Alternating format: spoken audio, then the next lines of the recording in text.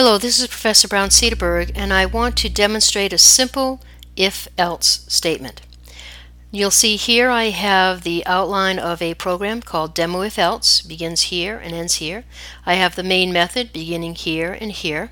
In my main method, I have declared and created an instance of the class scanner called keyboard, and I'm able to do that because I've imported java.util.scanner up here.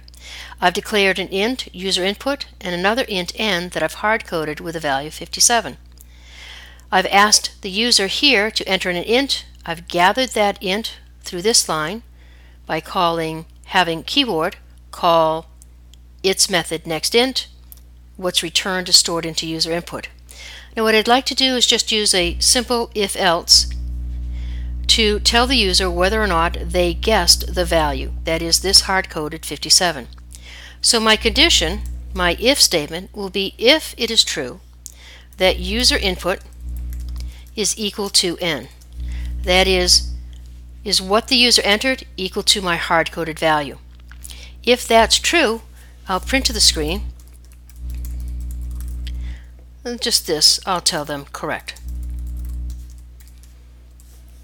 If not, I will have the execution of this else statement, and with this else, I'll print to the screen incorrect. This condition will be tested. That's the purpose of my if statement. So if this is true, this associated line of code will execute. Otherwise, and that's the else, this line of code will execute. Now you'll note that this is a single line. That single line is associated with the if.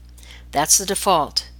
If I want more than one line to be associated with the if, I have to enclose those lines with curly bracket. You should do that for any code associated with an if statement, even if it is one line, because you may come back and add to the code you want executed.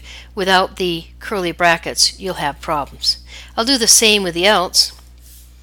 Again here. And so I have my statements associated with my if, my statement associated with my else enclosed in brackets.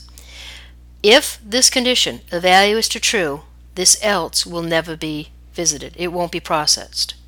If this evaluates to true, we will not have the execution of this line, but rather we'll go down to the else and execute the code associated with it. So this is a simple if-else construct. Let's see if this will compile. We seem to have a clean compile. And then as we run it, now I know that 57 is the hard-coded value. I'll enter in 65. It tells me incorrect. Let me run it again. I'll enter in 57, and I'm told correct. So that's a demonstration of a simple if-else statement.